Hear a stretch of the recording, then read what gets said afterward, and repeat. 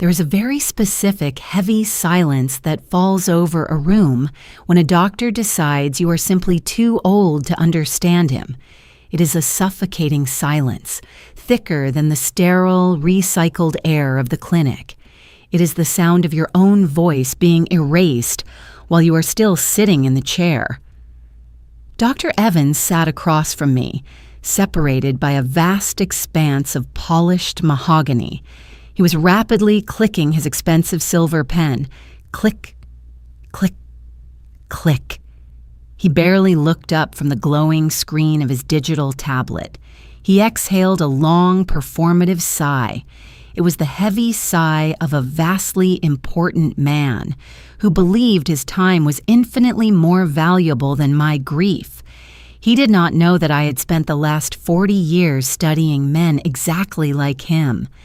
My husband, Arthur, had died in this hospital exactly 1 month ago. The pain of that loss was a physical, crushing weight in the center of my chest, but heavier still was the dark confusion surrounding his final agonizing hours. I sat, perfectly still in the oversized visitor chair. My hands were folded neatly in my lap, resting precisely on the clasp of my black leather handbag. I wore my good charcoal wool coat, the one Arthur always said made me look quietly formidable. Dr. Evans finally glanced up, his eyes sliding past my face to the digital clock mounted on the wall. He saw a frail, gray-haired widow holding desperately onto the past. He saw an administrative nuisance scheduled for a mandatory 15-minute slot. What he did not see was the absolute icy clarity operating in my mind. The shock of fresh grief had not dulled my senses in the slightest. It had sharpened them to a razor's edge. I desperately needed the truth about the medical decisions made during Arthur's terrible last night. I needed to understand why the established pain management protocol had failed so spectacularly. Without those specific answers, the heavy door to my morning could not properly close. I watched the doctor's silver pen continue its restless, irritating rhythm. He was simply waiting for me to ask a foolish, emotional question. He was waiting to offer a simple, condescending pat on the head so he could move on to his next appointment. What this arrogant man across the desk didn't know was what I had discovered inside the hospital's financial archives 3 weeks before. I reached into my handbag and slowly pulled out a small, dark green notebook. It was meticulously organized, filled with my precise, looping handwriting. I opened it to the page I had marked with a flat silver clip. I cleared my throat very softly. The clicking of the silver pen instantly stopped. I looked directly into his eyes and said, "Dr. Evans, I have 3 highly specific questions regarding the morphine dosage administered to my husband on the night of the 14th. He leaned back in his plush leather chair, steepling his manicured fingers together beneath his chin. A patronizing, terribly tired smile touched the corners of his mouth. It was a calculated smile designed entirely to disarm and diminish a worried relative. He spoke over me before I could even read the first sentence from my notes. He launched immediately into a torrential downpour of complex medical terminology. He threw words like pharmacokinetics and palliative titration into the air like a smokescreen. It was a practiced performance designed to confuse rather than clarify the situation. He wanted to drown my legitimate, documented inquiries in a deep sea of clinical syllables. He wanted me to feel exceptionally small, uneducated, and overwhelmed by his expertise. I did not blink.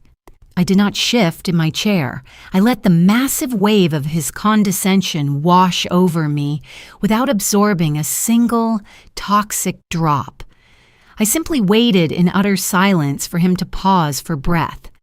When he finally stopped his lecture, he gestured broadly to the expensive paneled wall behind him. Mounted directly behind his heavy desk was a massive, gleaming, bronze plaque. The polished metal perfectly caught the harsh fluorescent light of the sterile office. The plaque boldly declared this state-of-the-art facility as the Holloway Wing. It was a towering testament to modern medicine, a beacon of immense financial progress. Dr. Evans reached back and smugly tapped the bronze surface with his knuckles. He looked at me and said, "Mrs. Vance, you are sitting in the premier neurological and palliative department in this entire state. We use only the most cutting-edge protocols here in my wing." His wing. The possessive pronoun hung heavily in the stale air, dripping with unearned, arrogant pride. He truly, deeply believed he was the absolute master of this medical domain. He adjusted the crisp cuffs of his tailored white shirt. I carefully noted the heavy gold watch gleaming on his left wrist. It was a remarkably flashy piece that spoke of expensive tastes and a desperate, clawing need to be noticed by his peers. My beloved Arthur had spent his final, painful hours in a sterile room just down the hall from this very office. I had held his trembling hand as his breathing grew terrifyingly ragged and shallow. I had pressed the red call button over and over, begging for the promised relief that simply never arrived. I was not sitting in this office for petty vengeance. I was sitting here for strict, unwavering accountability. I needed the amended medical record explained, line by line, so I could finally sleep through the night. Instead, I was being actively managed by a bureaucrat in a lab coat. I was being handled like a difficult, confused child throwing a minor tantrum. This was a profound injustice that could not stand. The situation was about to escalate, and the indignity was going to get measurably worse. I looked down at the smooth pages of my green notebook. The questions were written so clearly, backed by my own extensive research. Why was the crucial dosage suddenly reduced at exactly midnight? Why was the senior attending physician completely unreachable for 4 critical hours? Why was the official chart mysteriously amended the following morning, long after Arthur had passed? I needed him to answer for the ink on the page. I tried one more time. I kept my voice entirely level, carefully stripping it of any emotional tremor or weakness. I pointed a single finger at my notes and said, "Doctor, the chart indicates a massive drop in medication at midnight. I simply need to know the exact medical justification for that specific fatal change." Dr. Evans did not look at the printed chart on his desk. He did not look at the careful notes in my green notebook. He looked up at the ceiling tiles, exhaling incredibly loudly through his nose.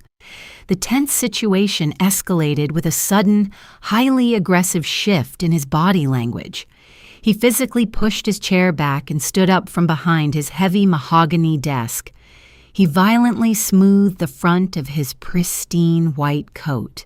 He walked with heavy, impatient steps over to the solid wooden door of the office. He grasped the heavy silver handle and pulled the door wide open. The bustling, chaotic sounds of the hospital corridor immediately flooded into the quiet, tense room. It was a universally understood, incredibly rude dismissal. He was physically removing me from his busy schedule. He stood rigidly by the open frame, gesturing sharply toward the busy hallway with his free hand. He lowered his voice to that hushed, sickeningly sympathetic tone, reserved for the terminally confused. He looked at me and said, "Martha, it is time for you to move on. You are letting your elderly confusion cloud what was, frankly, a very peaceful and standard passing." Elderly confusion. The cruel word struck the air between us like a physical, calculated blow.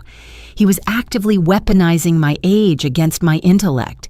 He was using my silver hair and my slightly trembling hands as definitive evidence of my total incompetence. He was blatantly rewriting the tragic history of my husband's agonizing death to perfectly suit his narrative of flawless medical care. I remained firmly seated in the visitor chair. I observed him with the detached fascination of a scientist studying an insect. I noted his aggressively arrogant posture, the way he leaned heavily against the doorframe. He was waiting for me to slowly shuffle out of his office in quiet defeat. I watched the practiced way he used his impressive title to effortlessly bully the vulnerable. He was a very small man hiding behind a very large desk and a framed piece of paper. He relied entirely on the crushing exhaustion of grieving families to avoid answering difficult, dangerous questions. This was the absolute lowest point of our interaction. This was the precise moment where a lesser woman might have finally crumbled. This was the moment he thoroughly expected me to break down in tears. I let him dig his professional grave a little bit deeper. I absorbed the profound, staggering disrespect without breaking my serene, icy composure for a single second. I closed my green notebook with a soft, definitive click. He let out an annoyed breath and took 3 long steps back toward my chair. He leaned down closely, aggressively invading my personal space. He brought the overpowering scent of expensive cologne and stale clinic coffee directly into my face. He reached out his hand and physically patted me on the shoulder. It was a heavy, unbelievably patronizing touch that made my skin crawl beneath my wool coat.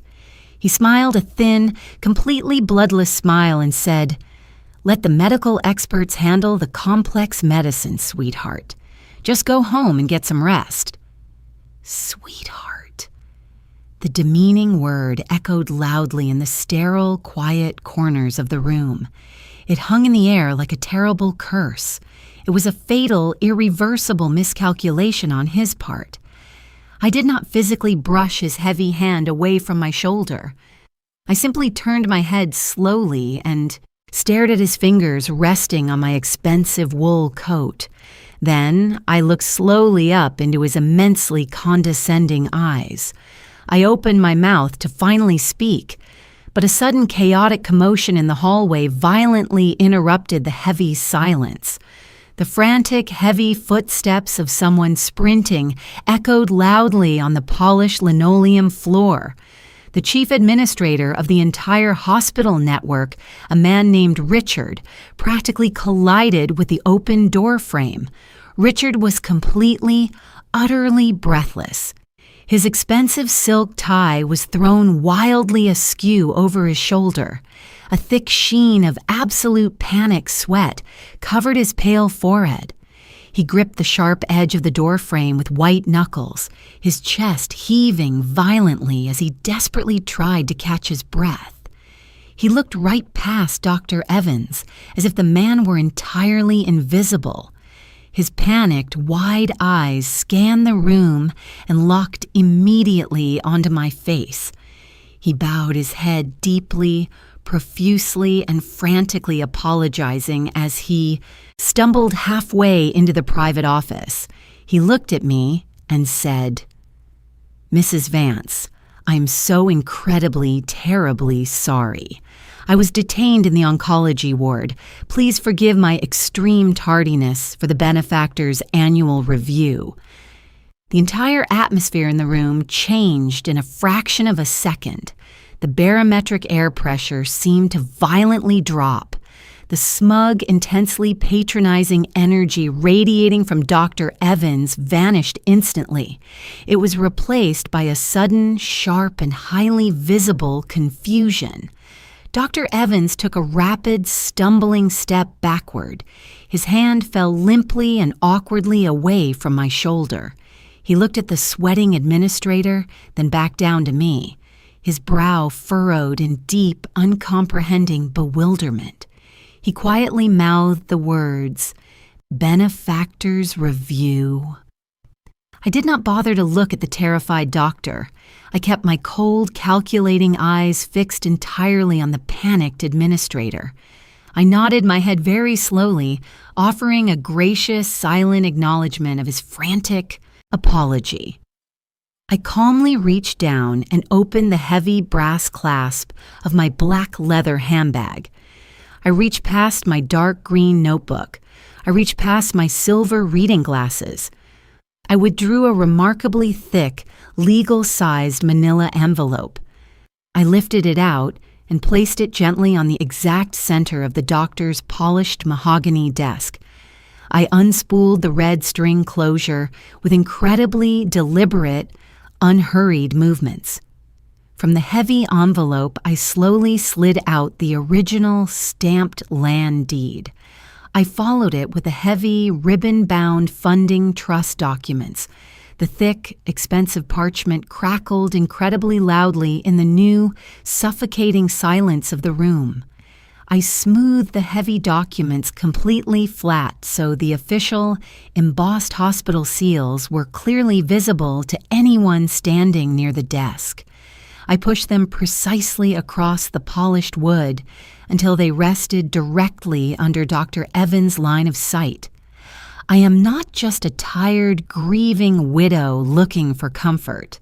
I am the sole Anonymous, founder of this entire sprawling medical facility. The massive bronze plaque mounted securely behind the doctor's head bore my own maiden name, Holloway. I personally, privately, funded the expensive construction of this entire state-of-the-art wing. I personally underwrite the massive operational budget for this specific neurological department.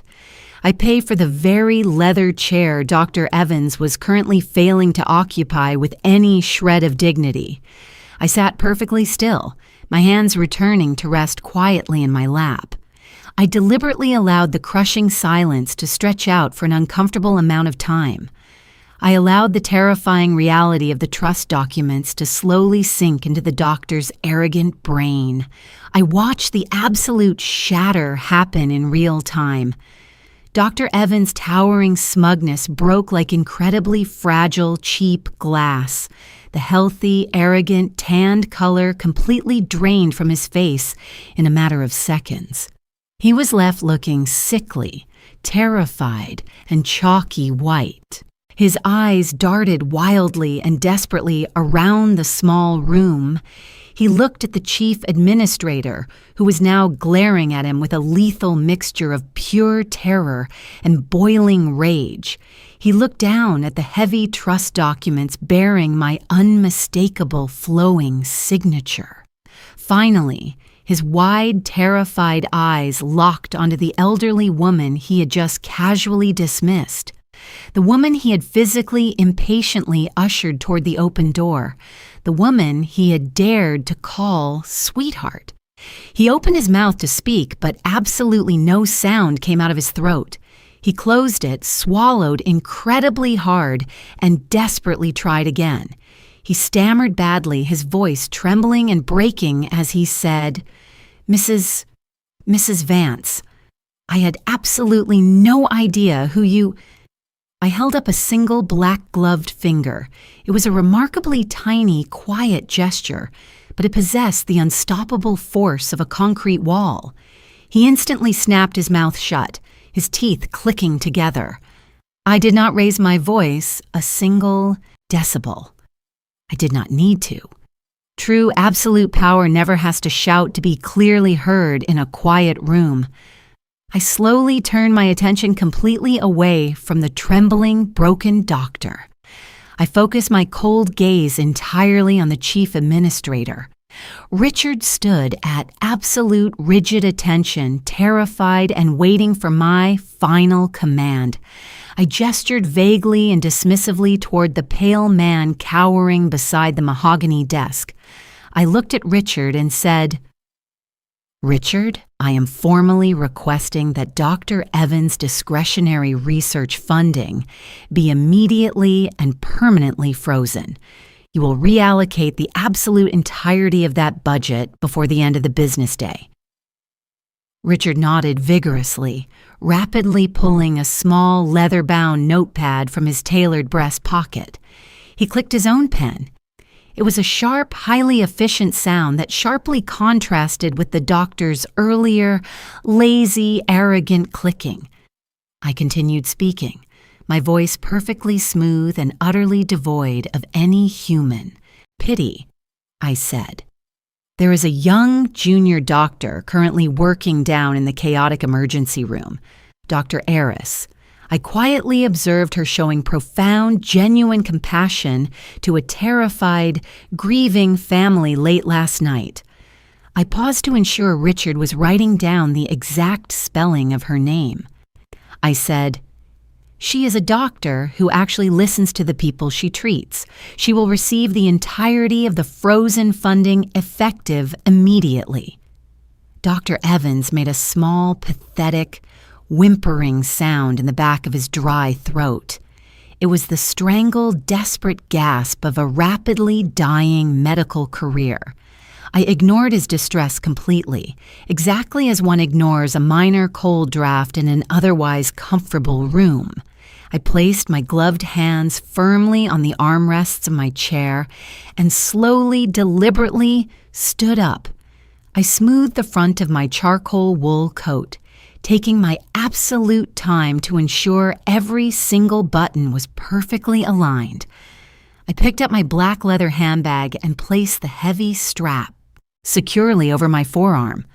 I turned back to Richard, offering him a polite, exceptionally tight, closed-mouth smile. I looked at him and said, "Furthermore, I demand that a new, thoroughly competent physician be assigned to review my late husband's entire medical file. I expect a full, completely jargon-free report hand-delivered to my estate by Friday morning." Richard bowed his head deeply again, his pen flying frantically across the pages of his notepad. He practically tripped over his own words as he assured me it would be done immediately. He promised he would personally oversee the secure transfer of all the medical records. The room was now completely, undeniably mine. The very air in the clinic belonged to me. The massive concrete foundation of this building rested entirely on the legacy of my family's wealth, and I had just brutally reminded them all of that unchangeable fact. I turned and walked slowly toward the open door. I did not rush my exit. My low heels clicked with measured, rhythmic, terrifying precision against the polished floor tiles. As I finally reached the threshold of the hallway, I paused my steps. I turned back one final time to look directly at the man standing completely frozen by his beautiful mahogany desk. He looked incredibly small, violently shrunken, and utterly defeated by his own hubris. I let the heavy, suffocating silence hang between us for 3 long, agonizing seconds. I allowed him the time to fully comprehend the absolute magnitude of his catastrophic mistake. I reached up and adjusted the collar of my coat just slightly. "It is truly remarkable, Dr. Evans, how much clearer a medical vocabulary becomes. Once you realize exactly whose money bought your chair,